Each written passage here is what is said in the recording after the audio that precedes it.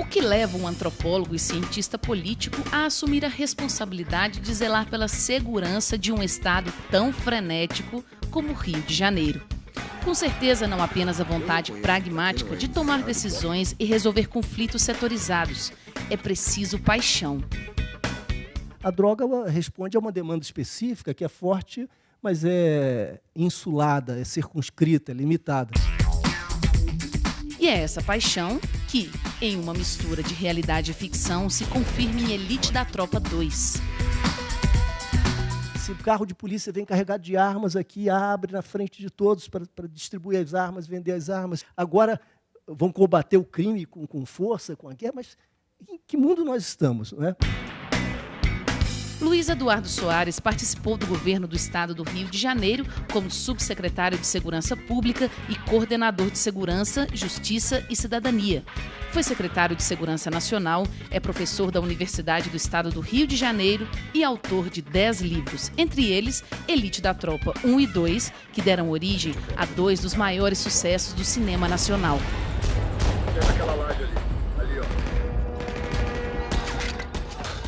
Conta para um estrangeiro, para um europeu, tem boca. O que é boca? É uma loja, é um ponto de venda. Mas se as pessoas, se os consumidores sabem onde é, a polícia não sabe. Com uma combinação de literatura, jornalismo e denúncia, o livro é um raio-x das transformações do crime organizado e das trocas de poder no Brasil. Larga o aço, senta o dedo! O tal gato orçamentário é nacional. Ou nós damos um jeito nisso, ou isso dará um jeito em nós. Por mais paradoxal que este cenário seja, Luiz Eduardo Soares acredita que existe uma saída para o país.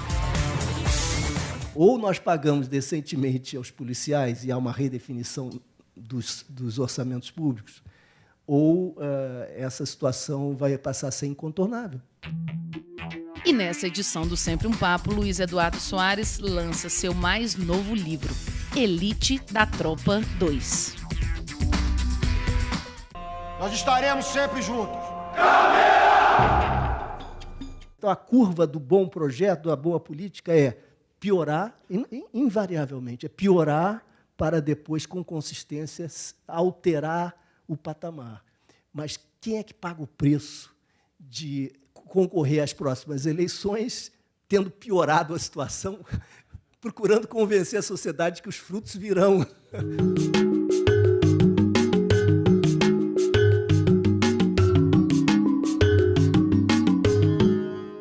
É uma honra lançar o segundo livro, né, que a gente também fez, o Cabeça de Porco, e queria iniciar pedindo para você contar a história do livro.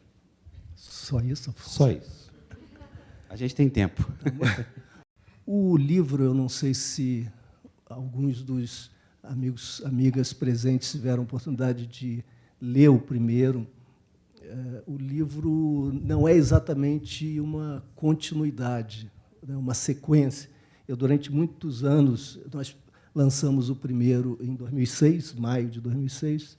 O primeiro filme foi lançado em julho de 2007, um ano e pouco depois, e eu nunca imaginei a possibilidade de uma sequência, ainda que algumas pessoas falassem, até por razões comerciais.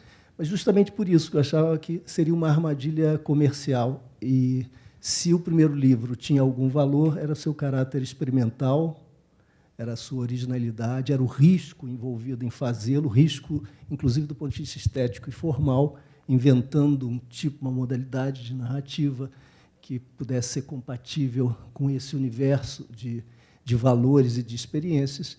O Zé Padilha, que é um parceiro desde a primeira travessia, desde o primeiro momento, nós dialogamos sobre o livro e o filme já lá atrás, nas primeiras versões do primeiro roteiro e nos esboços nesse ponto é interessante. Foi um livro meio conversado com o Zé Padilha? Foi encomendado para o cinema também? Ou você pensou literariamente? Não, o primeiro filme, quem lê o livro e o filme terá percebido, o primeiro filme não é baseado no primeiro livro. Eles foram construídos, de fato, em diálogo, tramas compartilhadas, alguns personagens comuns com as suas variações de tratamento, mas muitas subtramas, muitos arranjos dramatúrgicos, digamos assim, muitos personagens distintos. A intenção era basicamente a mesma e algumas referências reais eram as mesmas. Quando o filme começou a ser bombardeado, o primeiro filme, com muitas críticas duras, assim, políticas, etc., ele chegou a ser chamado de fascista.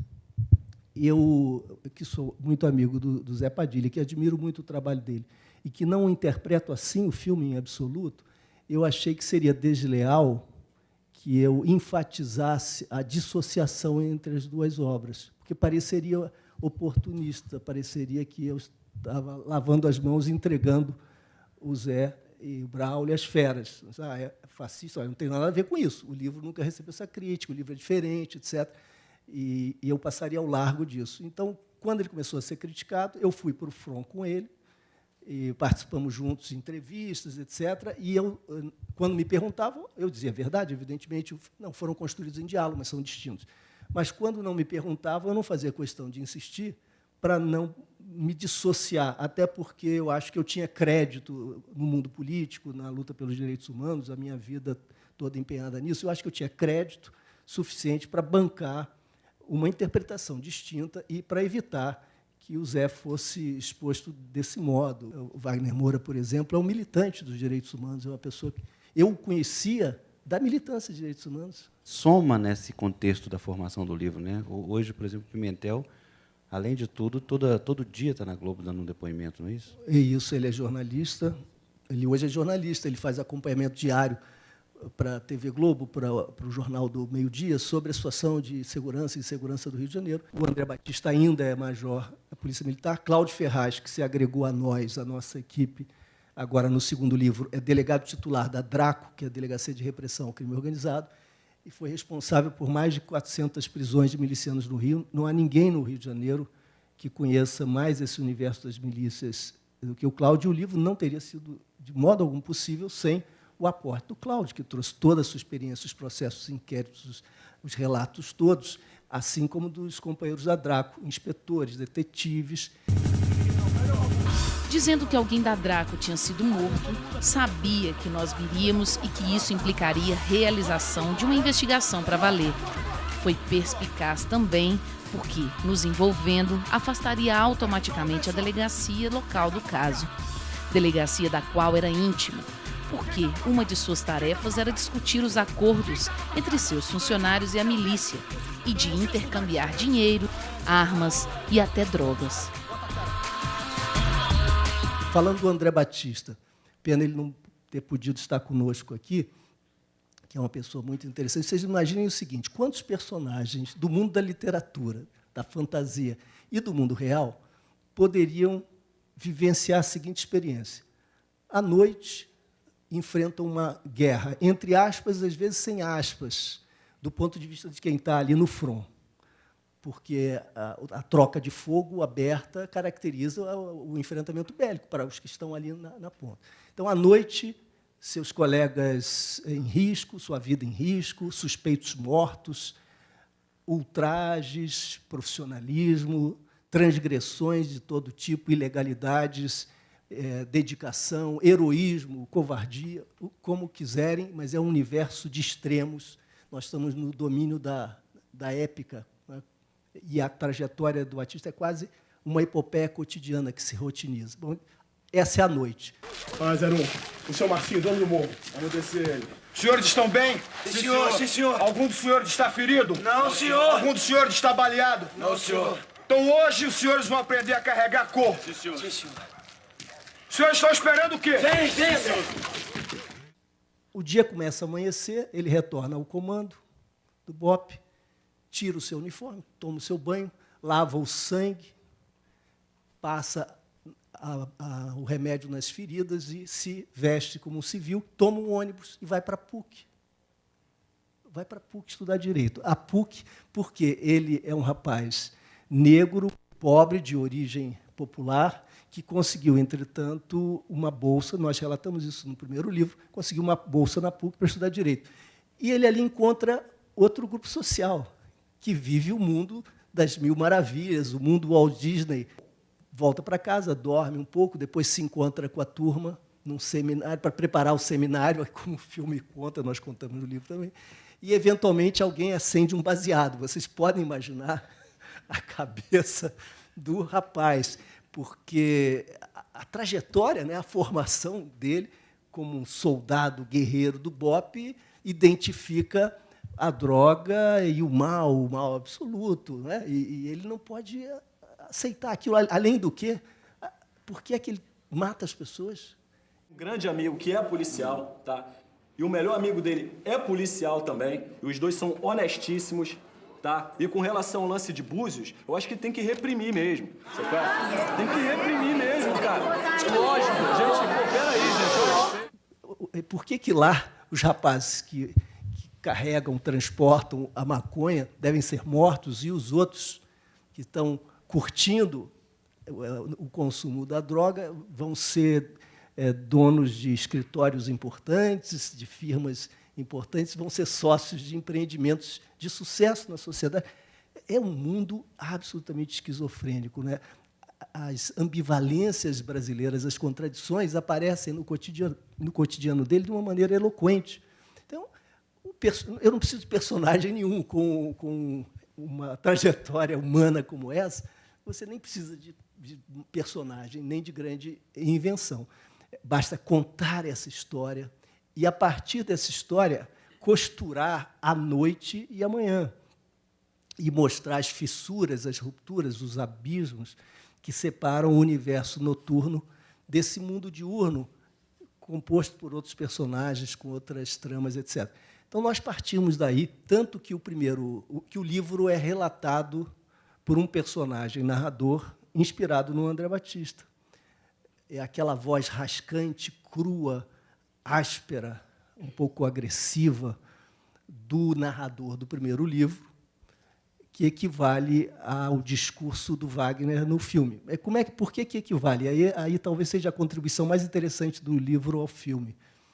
Porque nós, quando fomos fazer o lançamento do livro, em maio de 2006, eu tive a ideia de pedir ao meu amigo Domingos de Oliveira que convidasse alguns atores para uma leitura pública de alguns capítulos do livro. Eu acho que seria mais interessante do que simplesmente aquele encontro para as assinaturas e tal. E o Domingos, muito generoso, se dispôs a organizar. Os atores convidados, entretanto, resolveram refluir, com boas razões. Eles temiam um atentado ou algum ato violento no lançamento. Eu, então, disse ao Domingos, quem sabe alguém se dispõe a ler e gravar alguns trechos, alguns capítulos, e nós usaríamos como trilha sonora do lançamento. Também seria interessante. Aí o Domingos teve a ideia de convidar Wagner Moura para ler. Essa voz do Wagner, que eu tenho gravada e que foi a nossa trilha sonora do lançamento, depois se converteria na marca do personagem narrador, que, entretanto, não era o André. Na teoria, a gente faz parte da polícia militar. Na prática, o BOPE é outra polícia. O nosso símbolo mostra o que acontece quando a gente entra na favela. Se você imagina a possibilidade de impor um despotismo sobre uma comunidade, um território, se você se impõe pela força sobre um território e sobre uma população, você pode muito mais do que simplesmente usar a liberdade que você tem de fazer o que você quiser nesse espaço. Você pode muito mais do que simplesmente vender droga.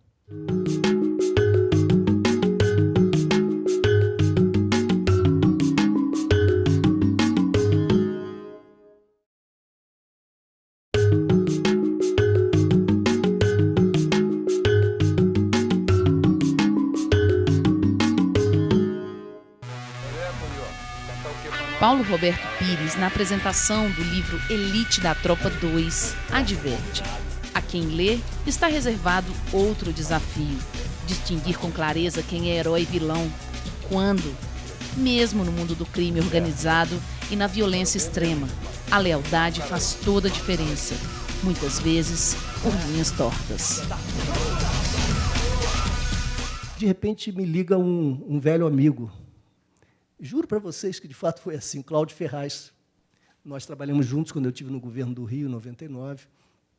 Ele ajudou a desenhar o programa Delegacia Legal, esteve envolvido com a reforma da perícia. Enfim, é um velho companheiro, e eu não falava com ele já há muito tempo. Ele disse: Luiz, eu acho que eu precisava de um livro. Nós poderíamos escrever um livro sobre as milícias no Rio, porque, olha, já são 400 presos em 4 anos. É um universo que está sendo desnudado pelo nosso trabalho. As pessoas ainda não conhecem, nem no Rio de Janeiro, a gravidade disso. E, apesar do Marcelo Freixo, deputado do PSOL do Rio de Janeiro, que conseguiu bancar, finalmente, a CPI, foi fundamental, apesar de pesquisadores, amigos nossos, dos nossos esforços, apesar disso tudo, quem conhece a milícia é quem está sob suas patas, suas garras, sob sua tirania, pagando o preço, às vezes, com a sua vida e com a sua liberdade.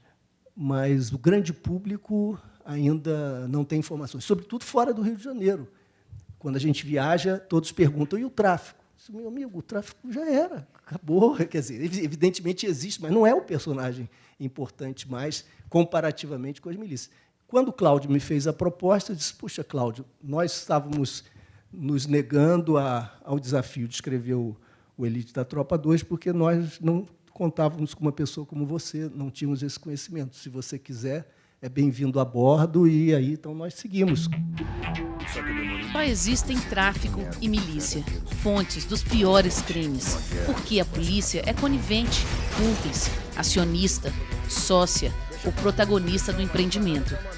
Os mafiosos das milícias são policiais ou ex-policiais de ambas as polícias, civil e militar, ou bombeiros. O resto é exceção. Agora eu te devolvo a pergunta: que guerra é essa? Essa que envolve as milícias?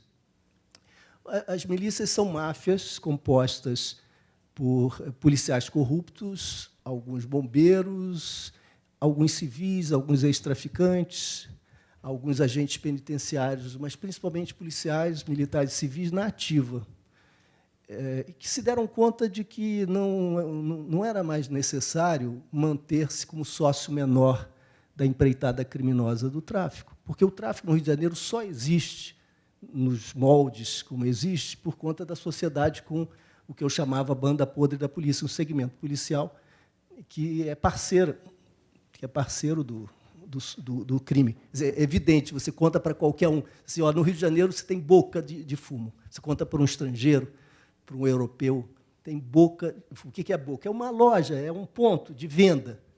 Um ponto de venda é um ponto de venda, mas é fixo, sedentário, para as pessoas irem lá comprar. Mas se as pessoas, se os consumidores sabem onde é, a polícia não sabe.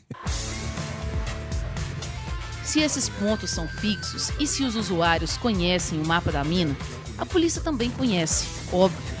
Portanto, se o estabelecimento varejista continua funcionando, é porque pagou sua taxa aos cúmplices policiais, certo? Porque as negociações são negociadas, são celebradas, são acordadas ali à luz do dia, à luz do sol. Não há nenhum pejo, não há nenhum pudor. Isso que torna as comunidades ainda mais revoltadas, mais indignadas, porque elas assistem àquelas guerras e não compreendem, se sentem, e são efetivamente vítimas inocentes desse confronto, porque dizem: mas que confronto é esse se vocês estão negociando? Se o carro de polícia vem carregado de armas aqui, abre na frente de todos para distribuir as armas, vender as armas, se a droga vem no carro da polícia, se vocês negociam e pagam a polícia na nossa frente, agora vão combater o crime com força, com a guerra, mas em que mundo nós estamos, não é? A milícia é um salto de qualidade no desenvolvimento racional da economia do crime, porque a economia, o crime tem uma dimensão econômica que é racional como toda economia. O fato de ser ilícito não altera o fato de que é uma prática racional que atende à lógica determinada de demanda e de oferta, com preços regulados, com intervenções. Enfim, o mercado funciona assim. E há um mercado extraordinário. Se você imagina a possibilidade de impor um despotismo sobre uma comunidade, um território, se você se impõe pela força sobre um território e sobre uma população, você pode muito mais do que simplesmente usar a liberdade que você tem de fazer o que você quiser nesse espaço. Você pode muito mais do que simplesmente vender droga. A droga responde a uma demanda específica que é forte, mas é insulada, é circunscrita, é limitada.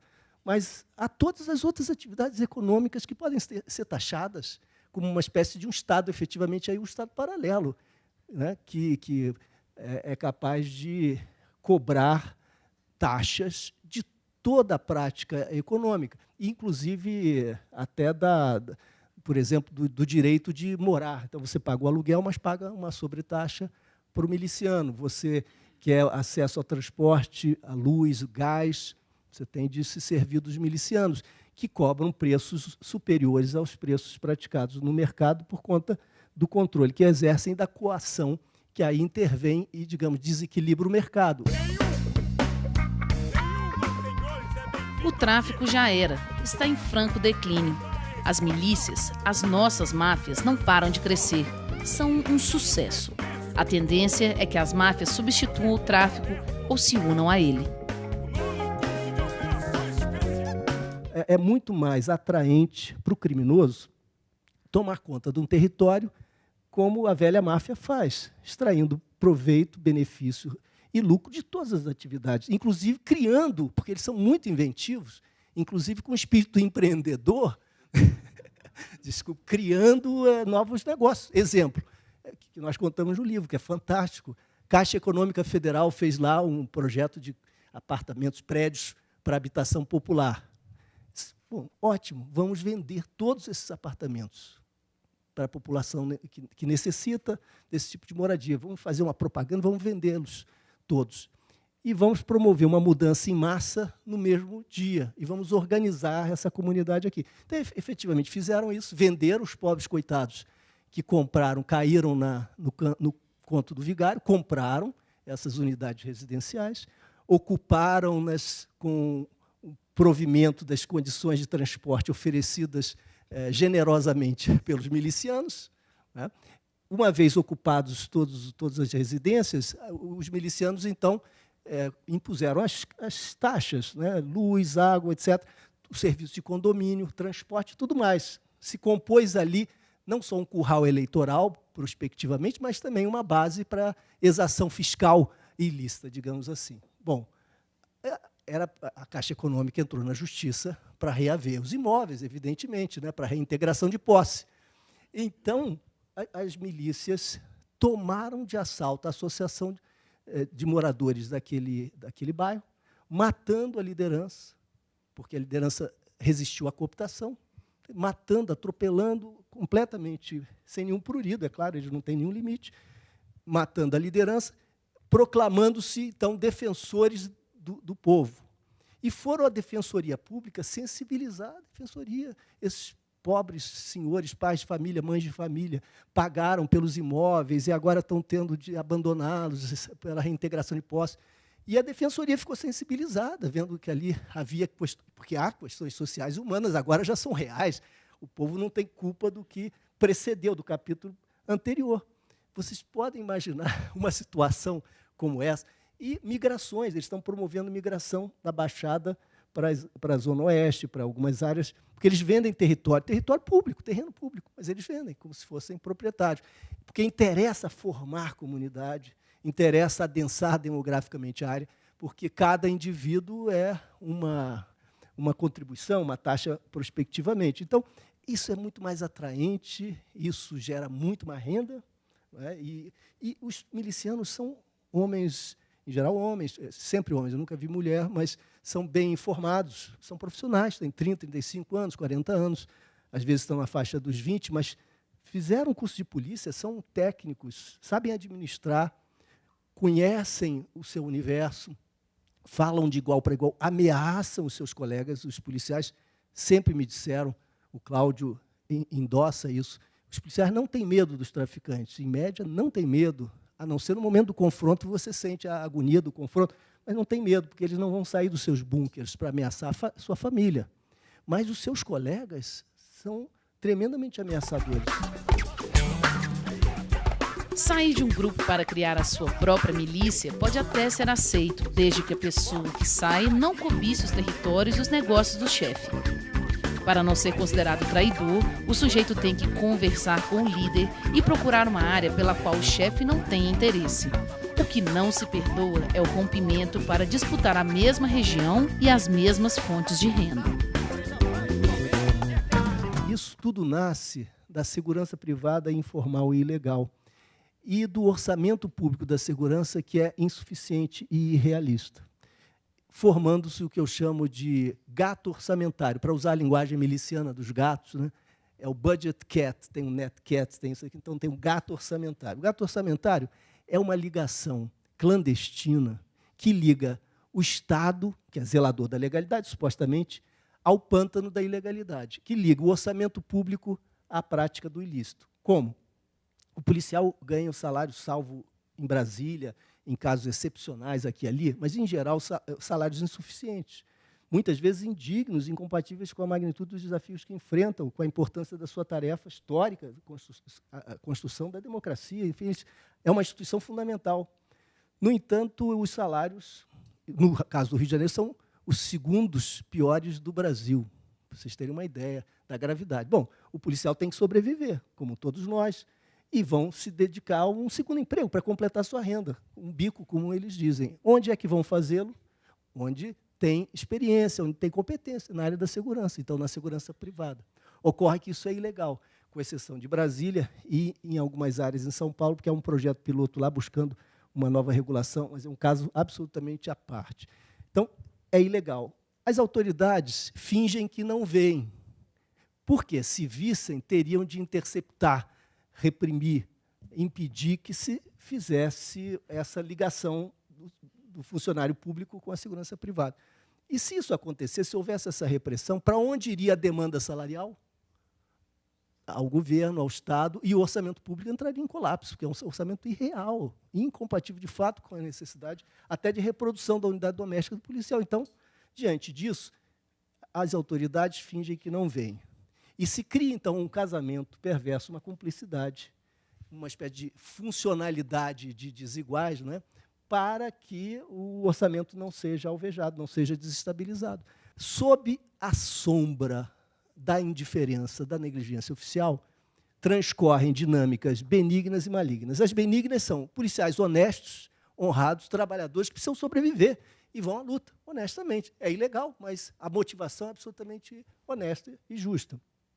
E há também um maligno, que se aproveita da negligência, da omissão oficial, para organizarem-se como grupos de extermínio, para gerar insegurança e vender segurança, para funcionar aqui e ali como pistoleiro, em certos estados ainda existe isso, ou, no estágio mais avançado de evolução dessa perversa racionalidade, para estruturarem-se como máfias, como milícias. Ou nós pagamos decentemente aos policiais, e há uma redefinição dos orçamentos públicos, ou essa situação vai passar a ser incontornável. Ou nós disciplinamos essa matéria, criamos normas, e, ao invés... Isso é típico brasileiro, né? Nós proibimos e depois viramos o rosto, a regra não pega, e nós, hipócritamente, convivemos com a nossa boa consciência que está salva. E a prática horrorosa, sem direção, assume seu próprio caminho.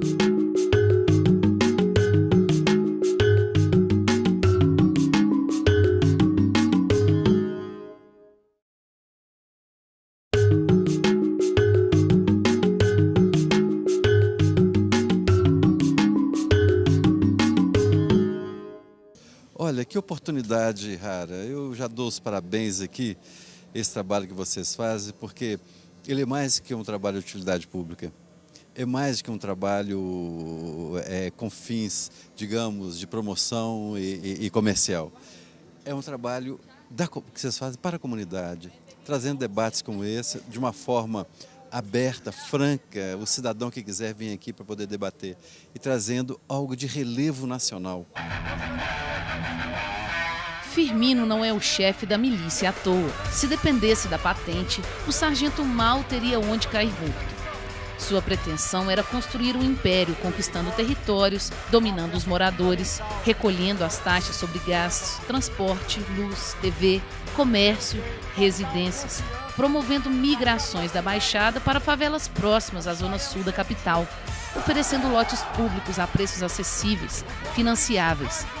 Quanto maior a densidade demográfica, maior o lucro. Ainda, parafraseando o filme do João, é ainda uma notícia de uma guerra particular. Nós não temos informações, senão por uma matéria da Folha de São Paulo sobre a primeira milícia identificada em São Paulo. Isso tem uns 3 meses, 4 meses. Se há uma, é possível que haja outras. Como as condições de possibilidade estão dadas e há uma pressão natural que impulsiona numa certa direção, é possível que isso se desenvolva em outras áreas. Claro que isso tem a ver com a peculiaridade de uma instituição, a instituição no Rio de Janeiro. As instituições policiais no Rio de Janeiro estão muito degradadas, há problemas particulares da política do Rio de Janeiro. É evidente que, em outras áreas, nós podemos esperar que nada seja assim tão grave, atinja tal patamar. Mas eu diria a vocês, o tal gato orçamentário é nacional. Ou nós damos um jeito nisso, ou isso dará um jeito em nós, de um modo ou de outro. Ou nós pagamos decentemente aos policiais e há uma redefinição dos orçamentos públicos, ou essa situação vai passar a ser incontornável. Ou nós disciplinamos essa matéria, criamos normas, e, ao invés... Isso é típico brasileiro, né? Nós proibimos e depois viramos o rosto, a regra não pega e nós hipocritamente convivemos com a nossa boa consciência que está salva. E a prática horrorosa, sem direção, assume seu próprio caminho. Nós poderíamos discutir se é inviável, de fato, um orçamento decente. Eu acho que não é inviável, mas, se fosse o caso, nós poderíamos normatizar a informalidade para que o policial pudesse fazer decentemente o seu trabalho, inclusive porque ele morre mais e ela em folga do que no trabalho, sem os apoios e as garantias trabalhistas, institucionais, etc. Tem aquela laje ali, ó. Olha lá.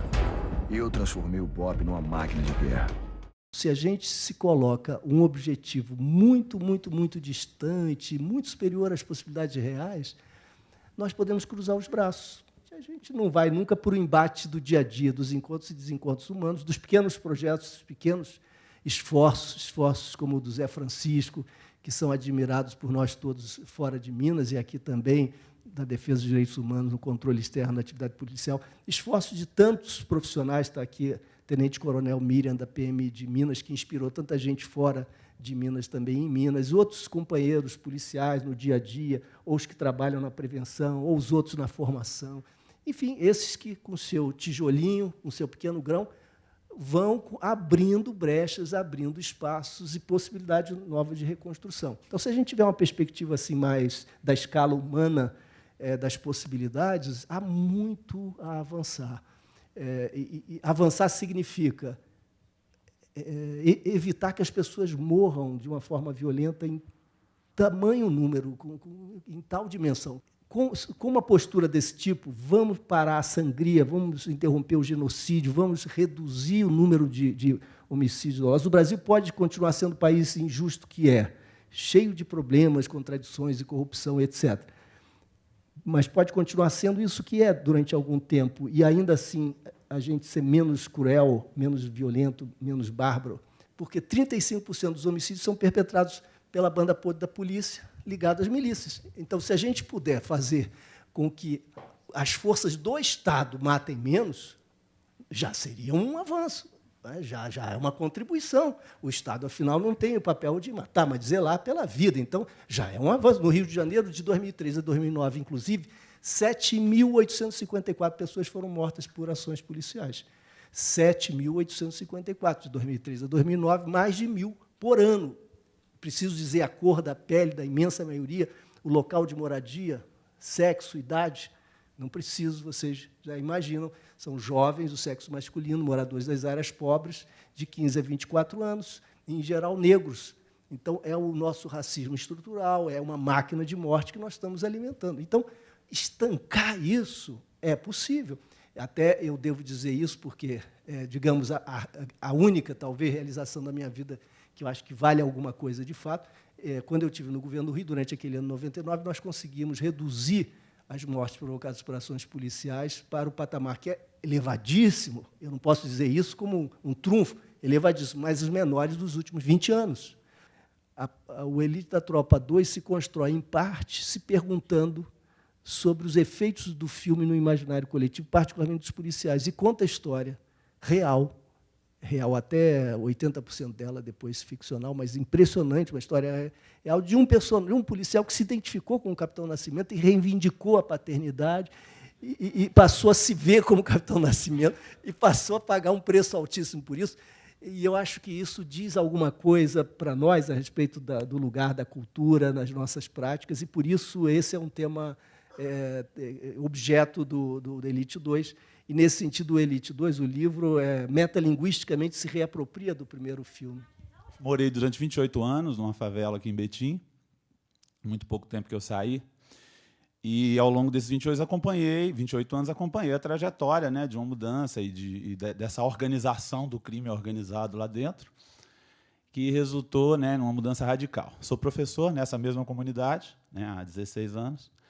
E algumas coisas que me assustam e que também pode até parecer motivo de piada, uma delas é que eu tenho contato com pessoas do Rio de Janeiro, e aí, às vezes, eu conversando com pessoas de favelas do Rio de Janeiro, eu falo com eles que aqui a gente não tem um baile funk, né? Aí teve uma pessoa de lá que falou assim: yes, nós temos o baile funk.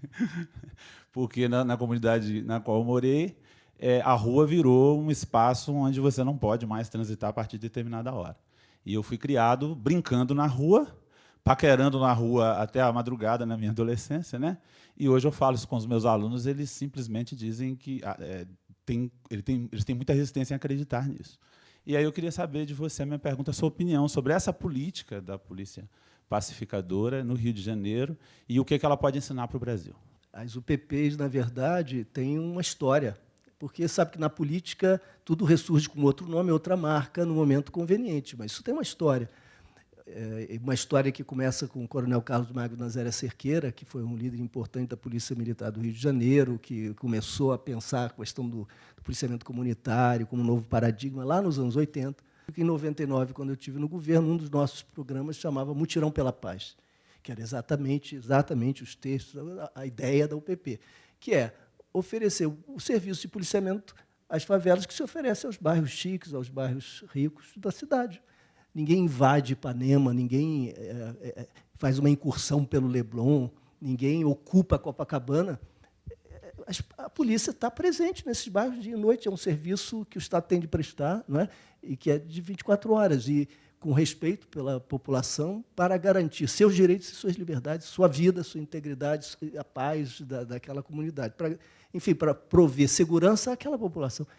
E é disso que se trata. Então, em primeiro lugar, substituir as incursões bélicas por um policiamento permanente, respeitoso e, tanto quanto possível, inclusive, mais sofisticado. E a gente chama comunitário, esse nome alude a 1000 experiências e paradigmas distintos, mas aponta na direção, digamos, de um refinamento do tipo de trabalho que lá se faz, que é mais do que simplesmente estar presente. O policial, num policiamento comunitário que mereça esse nome, a meu juízo, é um gestor local da segurança, reflete sobre as circunstâncias que cercam os problemas para se antecipar. Então, ao invés da incursão, você tem a permanência. E, na medida em que o Estado cumpre a sua obrigação na área da segurança, pode cumprir suas obrigações nas outras áreas. Os professores podem atuar, a área da saúde pode atuar, e, então, projetos sociais que traduzem as responsabilidades plenas do Estado podem se cumprir. Então, nós temos essa constelação de intervenções que são muito mais do que policiais. Aí as secretarias diversas do Estado têm que estar presentes e podem desempenhar seu papel. A desculpa por não o fazerem é a insegurança, o fato das comunidades estarem ocupadas por um poder paralelo armado. Mas, se isso já não existe, é perfeitamente possível fazer esse outro trabalho. Ali passa a ter vigência o Estado Democrático de Direito. O Estado é soberano também sobre aquele território. Não são alguns brasileiros armados que vão se impor tiranicamente sobre ninguém. Ali se restaura essa boa ordem constitucional, não é? O nosso desafio no Rio de Janeiro é mudar a polícia. Se nós não enfrentarmos esse desafio, a UPP não vai, infelizmente, se sustentar. A ideia simplória, aparentemente astuta, mas suicida, estúpida, era de que vivíamos uma guerra e na guerra vale tudo. Tudo se justifica. Nela, o melhor desempenho é o mais destrutivo, porque a meta é eliminar o inimigo. O resto são acidentes de trabalho. Afinal, tudo tem seu preço. Ele acabou assassinado pelos seus companheiros de cela. O seu corpo foi jogado numa lixeira. Sobre a lixeira foram jogados todos os seus livros e sobre os livros uma faixa que dizia: "Esse não lerá nunca mais".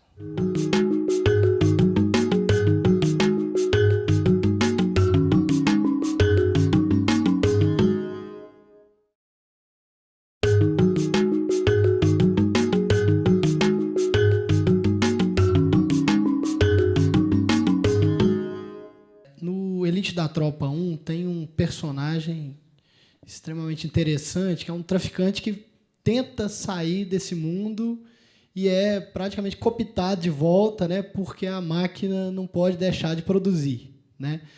E aí fica a sensação para a gente, será que tem jeito, quer dizer, combater isso tudo e será que há saída para essa questão do tráfico, da criminalidade, com tanta corrupção? Esse caso que o Dr. William relatou do livro é um caso real, em que eu estive pessoalmente envolvido, um caso até muito emocionante, e que, enfim, remete a situações que são exemplares, quer dizer, que são típicas do problema da corrupção policial, que se transforma em algo muito mais grave. Um traficante, que era o líder da Rocinha, o líder do tráfico da Rocinha, que tinha certas peculiaridades, era, como eles dizem, das antigas, aquele tipo de traficante populista, que busca fazer a política da clientela para ficar bem com o povo, que não gosta de batalha porque sabe que vai perder com isso em todos os sentidos. Era aquele velho morador que se perdeu no crime e queria fugir. Eu sou secretário nacional, só posso prender você. Eu lamento muito, mas é a minha responsabilidade, é a minha tarefa. Eu tenho que prender você. Agora, como ser humano, eu, Luiz Eduardo, eu gostaria muito que você conseguisse desaparecer e reaparecer em outro universo de significação para você e que você passasse a ter uma vida decente, uma vida positiva, uma vida de paz e de cooperação com os seus. Eu sonho que você consiga, se é isso que você quer, tomara que você consiga. Isso é muito mais importante do que punir você, ou vingar, ou levar você para o presídio, para você ficar lá aqueles anos, até porque aqueles anos no presídio podem demovê-lo dessa boa intenção de recomeçar. Eu saí do governo, houve uma crise tremenda, eu estou lá na Bahia e me bate no ombro um rapaz, que já não era tão jovem assim. Disse: o senhor não me conhece, mas eu lhe conheço, eu sou fulano de tal. Eu fugi, estou aqui de passagem, mas vou desaparecer, vim aqui por uma bênção e estou no mundo. Eu já não era mais secretário, estava ali, disse assim: está aqui o ser humano, boa sorte para você, eu espero que, como ser humano, você consiga se reconstruir. Minha mulher estava comigo, disse para ele: olha, não olha para trás. Se você olhar para trás, você vai ser muito atraído para voltar. Não olha para trás. Se você voltar, você está perdido. Não olhe para trás. Bom, foi isso. Pouco depois, como está relatado no livro, ele é preso, ou melhor, sequestrado, porque os policiais ele os reconheceu, mas a operação não foi oficial, ele não foi preso, não foi conduzido à autoridade policial, ele foi sequestrado, conduzido ao Rio. No Rio, ele foi colocado num local ignorado, e de lá recebeu, pelo celular de um policial, o telefonema de um personagem importante, que disse a ele: você quer morrer, você quer viver, você quer a sua liberdade, essa é a sua oportunidade. Agora você vai ter de produzir por semana X, por mês Y, nós não podemos dispensar a sua produtividade, você é um empreendedor leal, que cumpre obrigações, eficiente, competente, nós precisamos disso. Então, você volta para o seu trabalho e não abandone o seu posto. Ele voltou, então, começou a trabalhar e começou a ser visitado toda semana por alguns policiais que batiam ali na porta pedindo dinheiro. Ele disse: olha, gente, estou fora, eu não estou mais no tráfico, de fato, eu estou fora, não tenho dinheiro. Agora, se tivesse, também não daria, não faz sentido nenhum. Eles insistiam e ele ia se irritando, a coisa ia ficando mais grave, mais conflitiva, até que, num sábado, ele ia para uma feijoada, um churrasco com os colegas da ONG, com um casal no carro.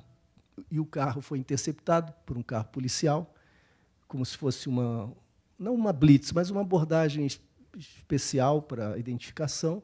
Todos se identificaram. Quando viram o nome dele, fingiram, né, representaram como se estivessem surpresos. Você? Mas você por aqui? Você na rua? Disse, não, eu tenho toda a documentação, eu estou livre, paguei minha dívida com a justiça, como eles dizem. O sujeito disse, não, mas você vai nos acompanhar para a delegacia. Disse, não, eu não vou. Enfim, começou aquela altercação, disse, nós vamos te prender por desacato, hein? Eu disse, tá bom. Então ele foi para a delegacia. Chegando na delegacia, disse, pois é, são 20 mil reais. Disse, meu amigo, eu não tenho 20 mil reais, e se tivesse, não daria. Mas, olha, é grave, hein? Porque aquela arma que você carregava, aquilo vai te dar um flagrante. Disse, que arma? Pô, essa Glock aqui. Uma pistola sofisticada e tal. Ou seja, foi preso em flagrante. E como ele era supostamente muito perigoso e tinha esse passado, puseram-lhe direto, que é absolutamente ilegal, em Bangu, de onde ele viera. Ele, então, fica desesperado porque, não por estar preso, isso também, mas isso é de menos, desesperado por ver-se obrigado a ter de comandar ou participar, de alguma forma, de uma rebelião que vai condená-lo depois, apenas que o vão devolver à vida da qual ele estava saindo. É uma forma completamente inacreditável. Luiz Eduardo, dá uma ilustração que você estava me dizendo ali no bastidor a respeito do potencial da leitura como transformador. Você me citou o caso do Marcinho VP, não foi? Pois é, a coisa da leitura, às vezes a gente pensa que é romântico de nossa parte, ficar elogiando a literatura, a leitura, não só a literatura, o livro, né, e a cultura. E parece, às vezes, assim, quixotismo de intelectual, de acadêmico, mas há uma história que está relatada num outro livro que eu fiz com meus amigos Bill e Celso Ataíde, MV Bill e Celso Ataíde, chamado Cabeça de Porco, e que conta o seguinte: o Marcinho VP são dois com o mesmo nome, dois traficantes do Rio com o mesmo nome, um deles já falecido.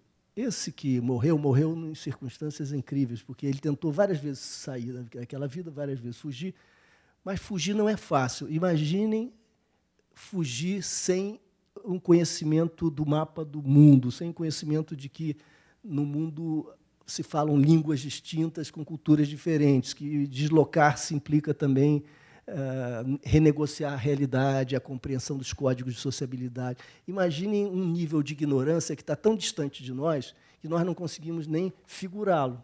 Tanto que ele acaba sendo preso, voltando da Argentina, ele fugiu para a Argentina, voltou para o Rio de Janeiro.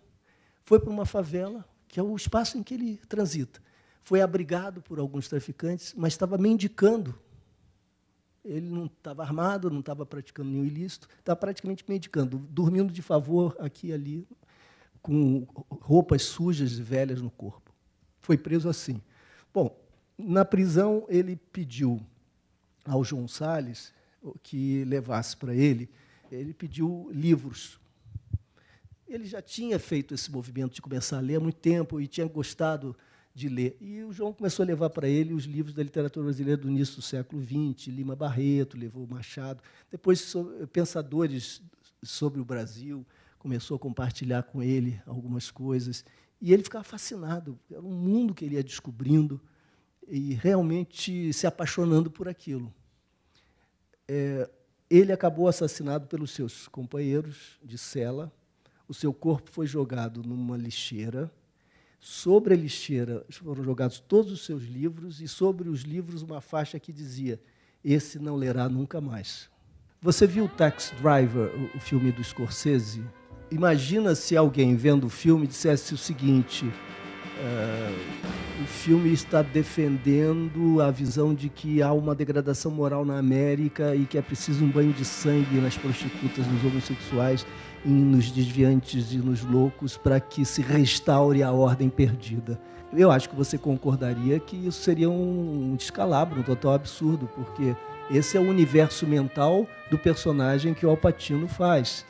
E o filme é extraordinário porque nos permite, inclusive, criar uma empatia humana a ponto de você compreender, de alguma maneira, aquele personagem, sentir como ele, ainda que você jamais sonhasse que um banho de sangue moralista fosse a medida higiênica para a restauração de coisa alguma. So what do you want to hack for, Bickle? I can't sleep nights. There's porn up there just for that. Yeah, I know. I tried that. Se o Zé estivesse fazendo um documentário, teria, digamos, alguma liberdade e, por outro lado, alguns limites. Em optando pela ficção, também teve de adotar e enfrentar os desafios da linguagem cinematográfica com todas as suas peculiaridades. Então, não há propriamente o Capitão Nascimento, na realidade, mas há traços de muita gente. Eu conheço vários profissionais, o Pimentel é apenas um deles, o próprio André Batista é outro, que viveram esse mundo acreditando piamente, com toda honestidade, com toda honradez e caminhando numa direção que era absolutamente equivocada, que eles mesmos identificaram como equivocada. Que o pessoal fala muito em tirar as crianças da rua, e eu condeno assim, vigorosamente isso, porque eu acho que a gente tem que recolocar as crianças na rua. A gente tem que ter o direito de ir para a rua. Eu simplesmente não aceito, não consigo aceitar uma condição em que as crianças daquela comunidade não possam ter o que eu tive, que é poder andar na rua, né? E andava numa rua de lama, numa rua de terra. Hoje eles têm uma rua de asfalto, eles têm uma rua, né, sem esgoto a céu aberto, mas eles não têm a rua, porque, efetivamente, eles não podem estar lá. Bom, você diz, os problemas estão aí. Veja, para nós que trabalhamos com isso, o fundamental é criar condições para que um dia o que está aí deixe de estar. Não é sair correndo atrás e resolvendo o problema no varejo. Isso é o que todo mundo faz a vida inteira. O que está acontecendo em Pernambuco?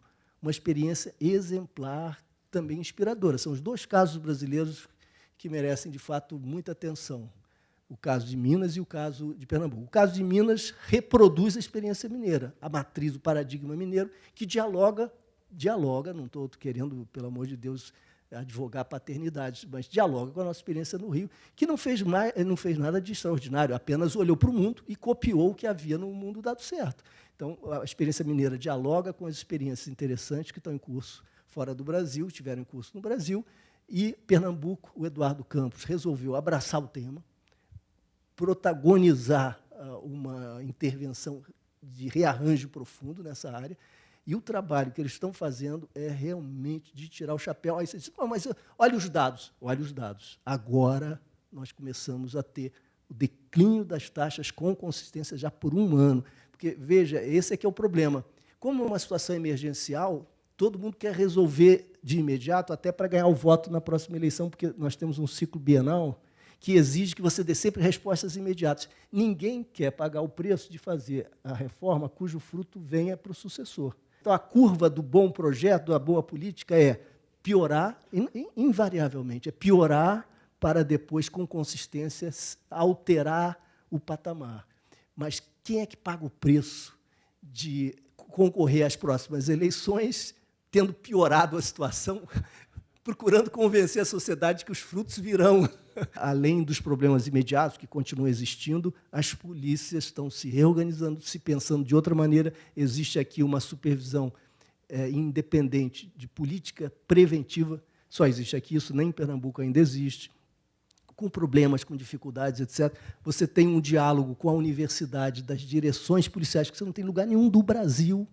Nós não temos, no Rio, nenhum sinal de que alguma coisa assim, de reordenação matricial, tivesse no horizonte. Por isso que dá uma tristeza, uma angústia muito grande, porque no horizonte a gente não vê possibilidade de mudança de base, mudança institucional profunda.